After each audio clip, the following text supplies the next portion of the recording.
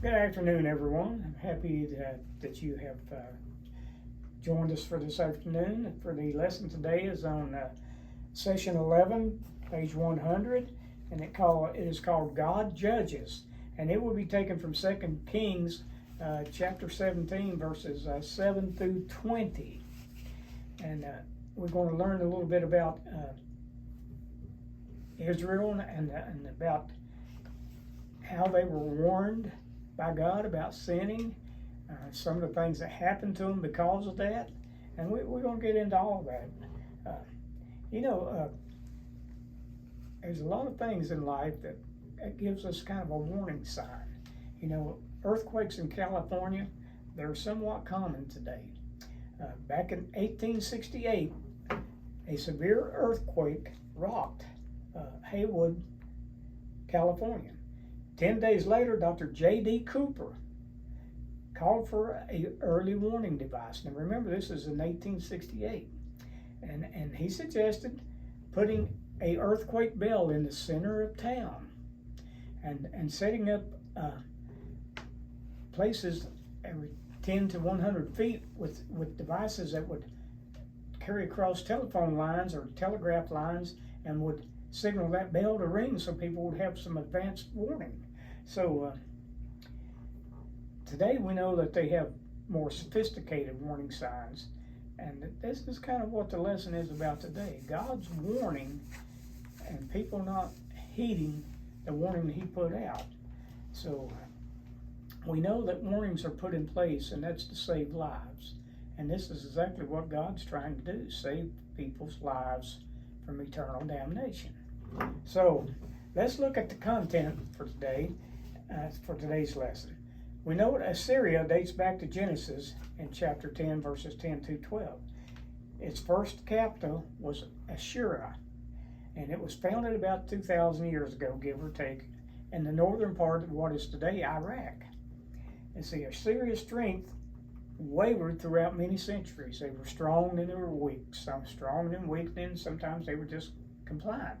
Okay, now we can see at this time Israel was divided into two kingdoms. They had the northern kingdom and the southern kingdom. Well, Assyria's new ruler, Adad-nirari, began to transform the Assyrians into a dominant power. So they were seeking to start dominating, taking hold of some other countries and taking their people into slavery. Now, their soldiers were well known for their brutality, and this cruelty was part of the evil referred to in Jonah chapter 1, verse 2. So it tells all about their evil. They would behead people, they would skin them. I mean, they were just an evil bunch of soldiers. Now, Israel's king, Menahem, avoided being conquered by paying a bribe, or in those days they called it a tribute, to the Assyrian king at that time, and eventually a new king took over and decided that he just wanted the whole kingdom. So that part of the northern kingdom became in his crosshairs. The capital of the northern kingdom, Samaria, was in his crosshairs. He wanted it. So let's go into today's lesson a little bit. And we're going to start out by reading verses 7 through 13. And it says, "This disaster happened because the people of Israel sinned against the Lord their God, who had brought them out of the land of Egypt from the power of Pharaoh, king of Egypt, and because they worshipped other gods. They lived according to the customs of the nation that the Lord had disposed before the Israelites, and according to what the kings of Israel did. The Israelites secretly did things against the Lord their God that were not right. They built high places in all their towns, from watchtowers to fortified cities. They set up for themselves sacred pillars and Asherah poles on every high hill and under every green tree. They burned incense there on all the high places, just like the nations that the Lord had driven out before them had done. They did evil things, angering the Lord. They served idols, although the Lord had told them, you must not do this. Still, the Lord warned Israel and Judea through every prophet and every seer saying, turn from your evil ways and keep my commands and statutes according to the whole law I commanded your ancestors and sent to you through my servants the prophets. So we can see God is warning Israel, hey, something's going to happen here. Now, the disaster was when the Assyrian forces conquered the area and led the people to mass deportation. That was the disaster.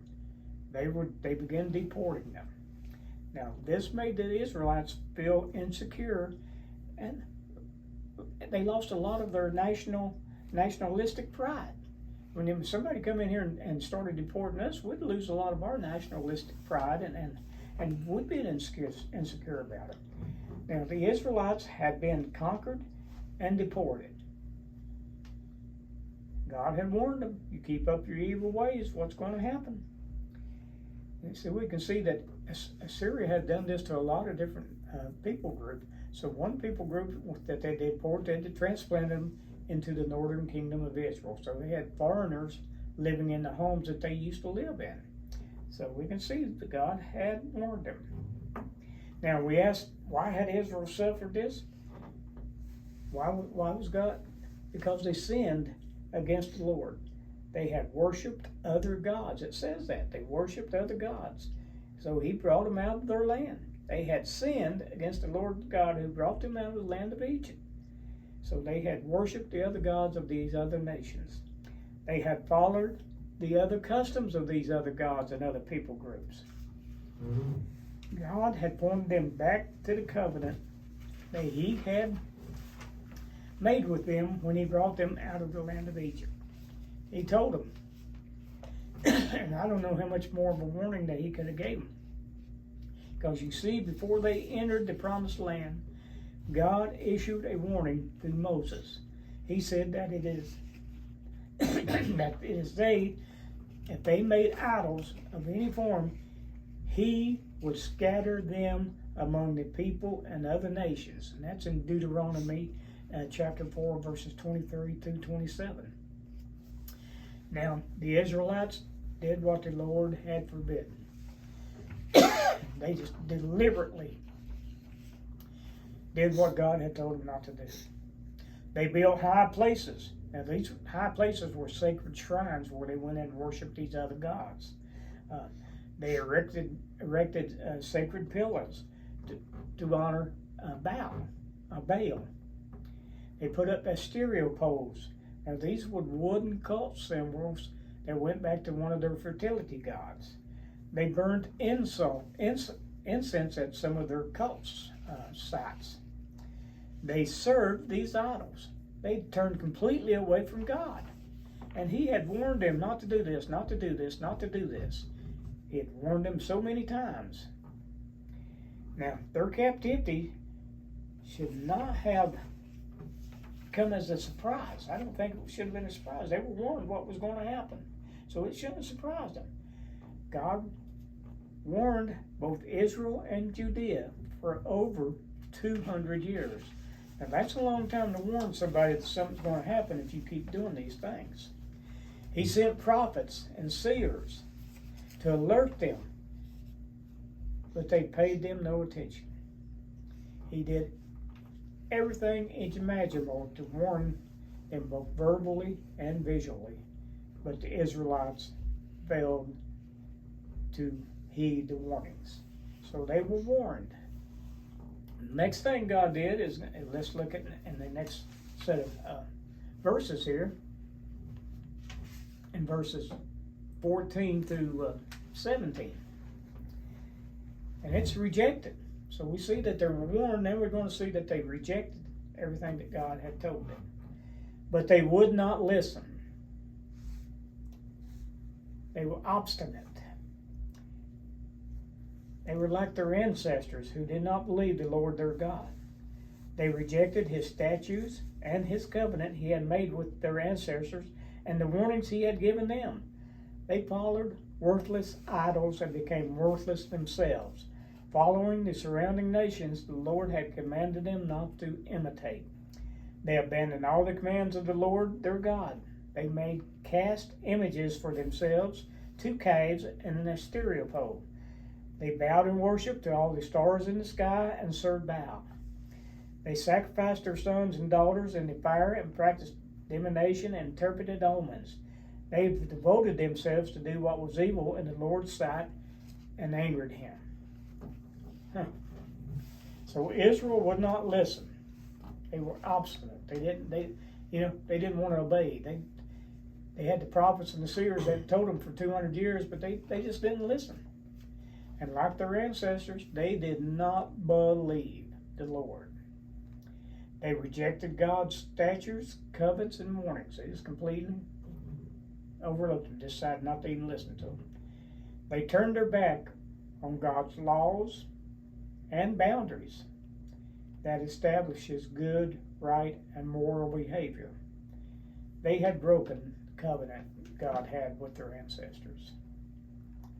They also followed worthless idols, and they became worthless themselves. Now, the word worthless here is in the Hebrew language was probably empty. They became empty because they wasn't worshiping God. They was worshiping false idols, so you could feel nothing but emptiness by doing that. They started a downward spiral of disobedience. They abandoned all of God's commands. Every command that God had given them, they had abandoned. They were worshiping idols made with human hands.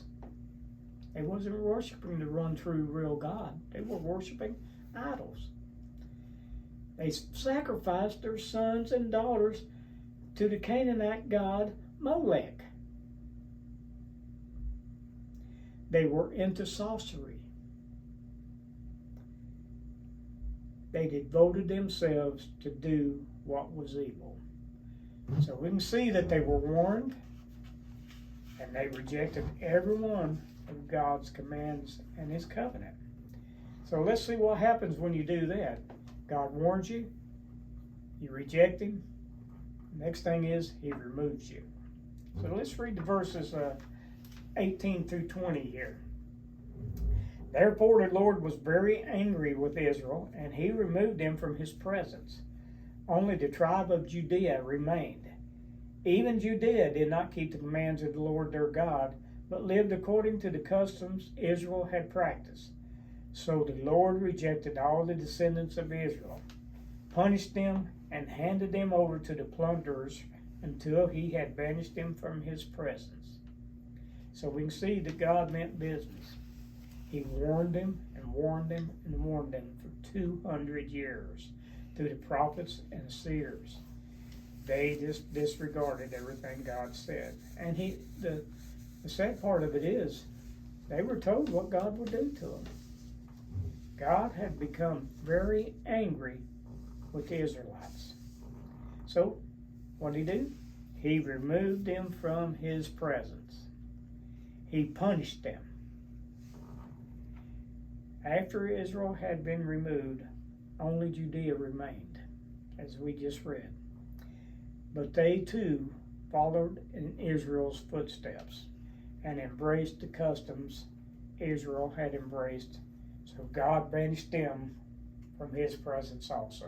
So there God banished the northern and southern kingdoms because they kept doing things that he had strictly forbidden.